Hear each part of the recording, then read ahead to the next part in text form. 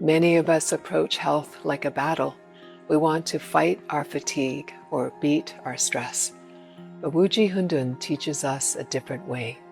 It shows us how yin and yang, softness and strength, can coexist creatively instead of competing. As you move through this form, you might notice that one side of your body feels a little tight while the other feels weak. In the past, you might have judged that imbalance, but in this practice, that bottleneck is simply information. The shift happens when a student moves from, "Why am I so stiff?" to, "I see where I'm holding tension today." When we respond with awareness rather than self-judgment, we stop fighting ourselves. We learn that we don't need to be perfect to be in balance. We just need to be present.